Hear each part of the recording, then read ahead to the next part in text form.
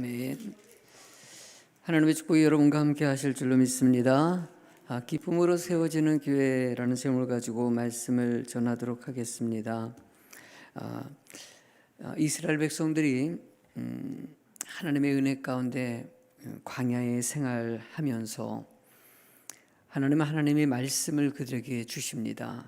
모세를 불러서 시내산에 하나님의 말씀을 그에게 주실 때 이스라엘 백성들은 모세가 계속 오지 않자 결국 모세가 오기 직전이죠. 어저께 말씀한 것 같이 한 39일째 됐을 때 그들은 상상하지 못할 큰 범죄를 저지릅니다. 금송아지를 만들어서 그것을 우상으로, 그것이 하나님이라고 섬기는 아주 최악의 행위를 하게 됩니다. 이 행위 때문에 하나님께서는 그들을 진멸하실 것이라고 말씀하셨고, 모세는 그 하나님의 분노하신 것에 대해서 용서해 달라고 간절히 기도해서 결국 하나님께서 그 기도에 응답하셔서 그 진멸을 거두십니다.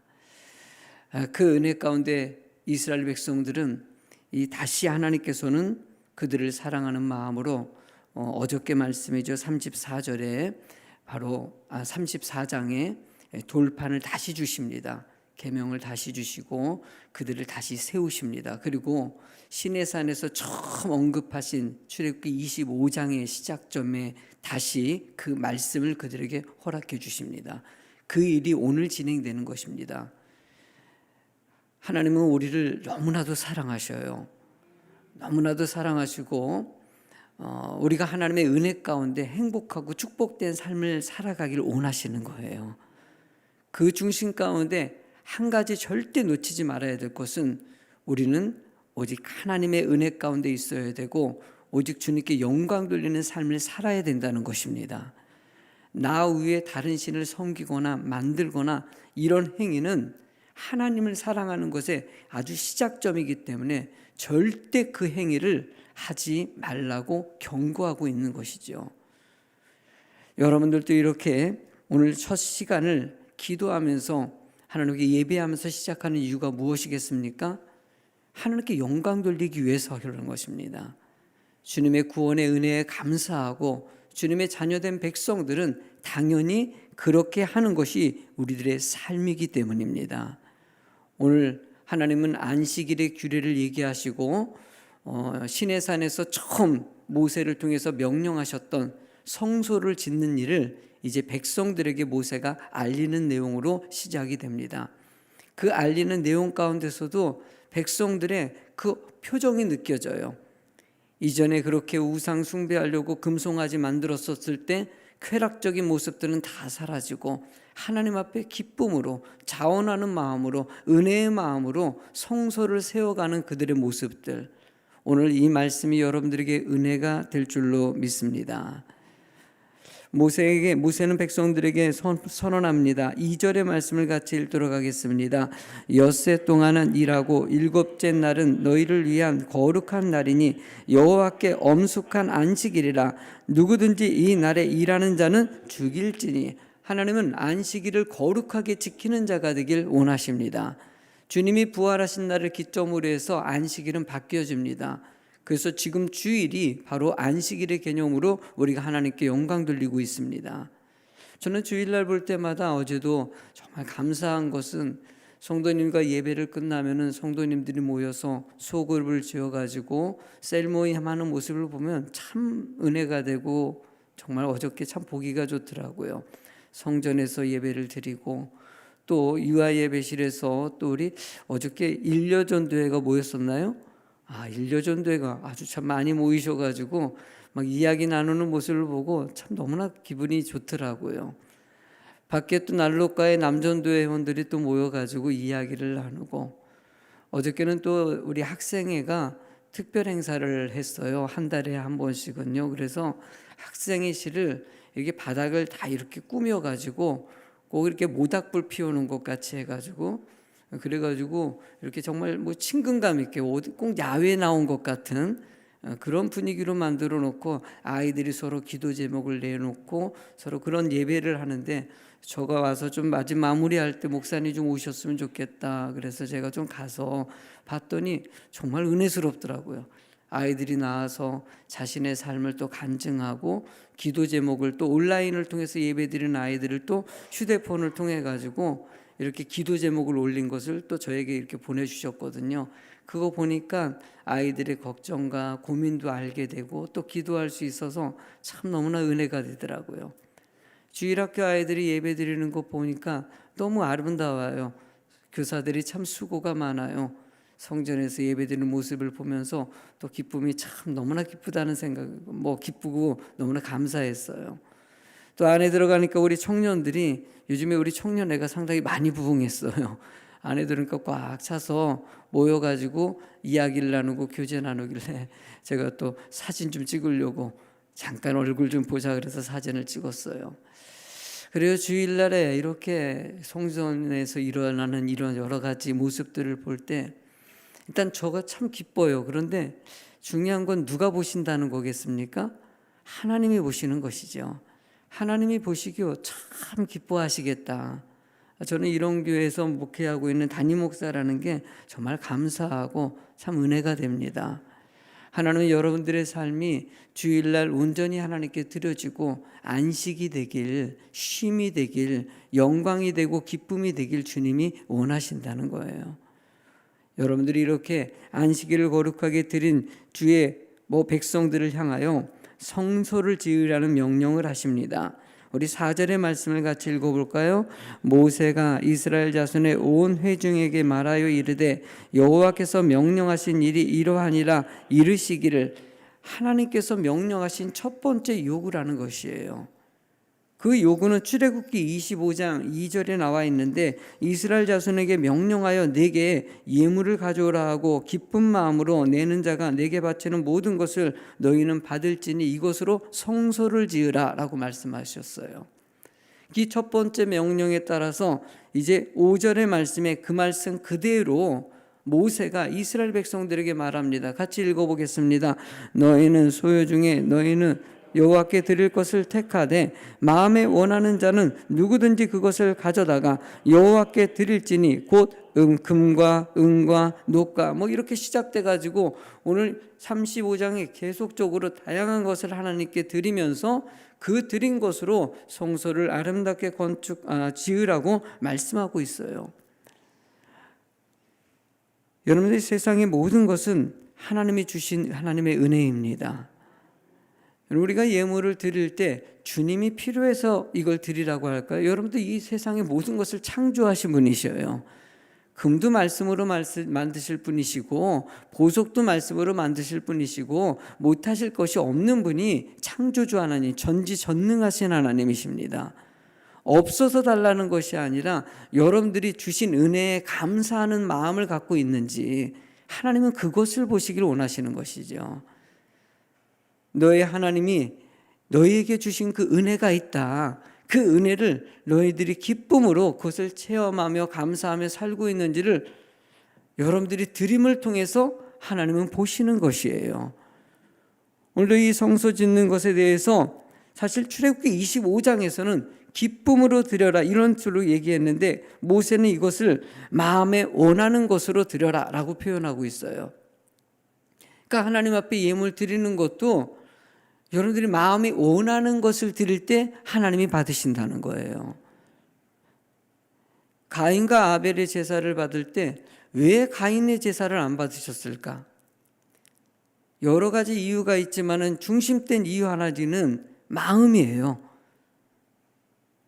드린 것이 하나님 앞에 이 식물을 드리건 동물을 드리건 동물 드리는 것이 중요한 것이 아니라 너희들의 마음에 이것이 정말 진심으로 감사함으로 정성을 다하여 이렇게 드렸느냐, 하나님은 이걸 보시는 것이죠. 주의 교회도 여러 가지 사역이 진행될 때마다 예물이 필요합니다. 그 예물을 통해서 주의 사역이 진행되죠. 그때마다 늘 느껴지는 마음은요, 여러분들이 억지로 하는 것이 아니라 기쁜 마음으로 감사하는 마음으로 예물을 드려서 그 예물이 쓰여질 때 이 교회가 하나님의 진정한 기쁨이 될 수 있다는 거. 그래서 물질을 드리는 것은 강요가 되면 안 되는 것이에요. 여러분들이 은혜 받을 수 있어야 되고 기쁨으로 드리고 그것이 하나님의 은혜 가운데 온전히 쓰여지는 교회가 되는 거. 여러분들이 그런 교회가 되길 간절히 소망합니다. 성도 한 분이 오셔가지고 물어보시더라고요. 성도님이 오늘 교회 예물에 대해서 어떻게 쓰여지는지, 우리 선교 이렇게 1월 달에 이렇게 작정한 것에 대해서, 목사님 우리 선교 예물을 이렇게 작정하지 않습니까? 이 작정한 것이 이게 다 선교로만 쓰여집니까? 우리가 후원하는 것으로만 쓰여집니까? 이렇게 얘기하시더라고요. 당연히 그러죠. 근데 사실 우리가 선교 작정한다 그러면은 그게 작정한 예물이 다 쓰여지는 것은 다 이렇게 채워지는 것은 아닙니다. 왜냐하면은 도와줘야 될 때는 많고 여러분들이 사실 드려지는 것은 한계가 있거든요. 이번에는 그래도 많이 작정해 주셨어요. 이번에 선교부에서도 또 그런 요청이 있어가지고 제가 잠깐 설명을 드리긴 했어요. 목사님 이런 것 좀 설명해 주셨으면 좋겠다고. 성도들이 자꾸 이렇게 쓰여지는 것에 대해서 궁금해한다고. 이게 진짜 거기에 쓰여지는지, 얼마가 들어오고 얼마가 쓰여지는지 그래서 참 궁금해하시는 것 같아요. 그래서 작년 같은 경우는 저도 잘 모르겠는데 한 5, 60만 원 정도 여러분들이 매달마다 선교 작정한 것이 이렇게 자연적으로 들어옵니다. 올해 같은 경우는 작정한 걸 보니까는 한 7, 80만 원 정도, 70만 원, 80만 원 정도 작정된 걸로 알고 있어요. 그럼 사실 그건이 선교비로 다 쓰여지기에는 부족합니다. 어저께도 저도 잘 몰랐었는데 어저께 재정부랑 좀 확인 좀 해보려고 이렇게 정리를 좀 하다 보니까는 한 우리가 매달마다 정규적으로 그냥 자동이체에서 일단 기본적으로 빠져나가는 돈만 230만 원 정도 되더라고요. 그러니까 모자르죠. 많이, 턱이 없이 부족하죠. 그러면 일반 재정에서 이것을 채워서 전달하는 것입니다. 그리고 하나님께서 여러분들이 헌금한 것을 기쁨으로 감사함으로 드린 예물들을 어려운 이웃들을 위하여 또 선교지를 위하여 이렇게 쓰여지는 것은 하나님의 크신 축복입니다. 이런 은혜 가운데 많은 선교지에 있는 선교사님들이 사역을 진행하고 하나님의 일들을 진행할 수 있고 땅끝까지로 복음을 증거하는 일에 우리가 함께 할 수 있는 거 아니겠습니까? 저는 헤비타드라고 들어보셨지요? 집 지어주기 운동을 하는 단체입니다. 그 단체의 다큐멘터리를 보면서 얼마나 은혜되는지 몰라요. 참 어려운 이웃들을 위해서 막 자신의 시간과 물질을 들여가지고, 자신이 돈을 들이고 물질을 들이고 시간을 들여서 재능을 들여가지고 집을 만들어주는 행사예요. 너무 멋있더라고요.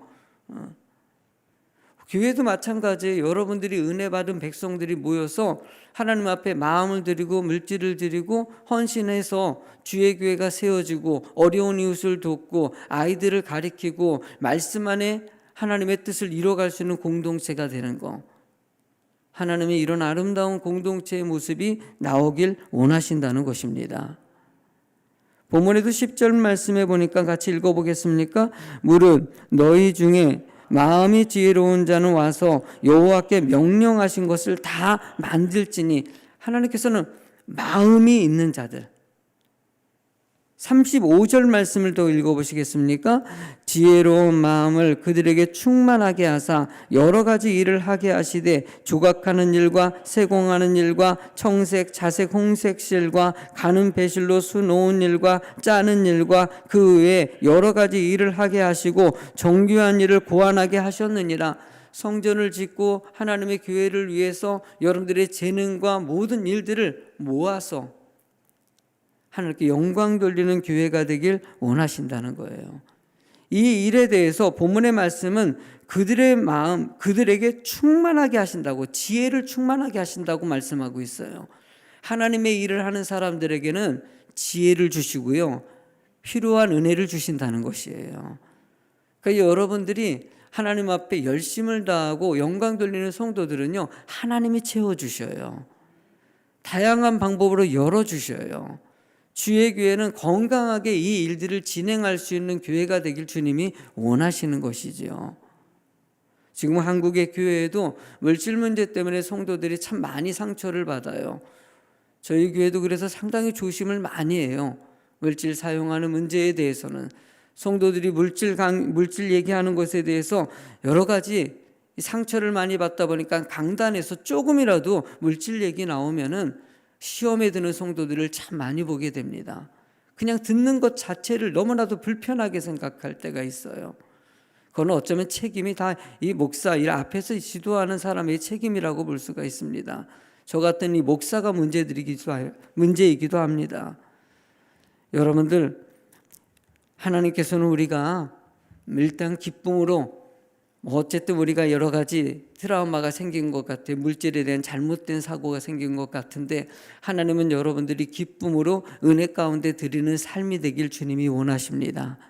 그 말씀의 중심만 바라보시기 바랍니다. 그거에 너무 지나치게 예민하게 받아들이지 않는 마음 달라고 기도해 주시고 겸손하게 주님께 드리고 하나님께 영광 돌리는 성도가 되는 거. 21절의 마지막 말씀 같이 한번 읽어보시겠습니까? 21절 시작. 마음이 감동된 모든 자와 자원하는 모든 자가 와서 회막을 짓기 위하여 그 속에서 쓸 모든 것을 위하여 거룩한 옷을 위하여 예물을 가져다가 여호와께 드렸으니 마음에 감동된 자, 자원하는 모든 자. 할렐루야. 하나님은 여러분들이 이 삶이 될 줄로 믿습니다. 예수비전교회도 이런 교회가 되길 간절히 소망해요. 하다 보면 부족한 부분들이 참 보일 때가 많아요. 저도 목사로서 혹여나 이렇게 좀 부족한 부분이 있을까 염려가 많이 돼요. 나름대로 하나님 앞에 거룩하게 주의 교회가 세워지길 간절히 소망하고 여러분들이 기쁨으로 주님께 영광 돌리는 교회가 되길 함께 기도하며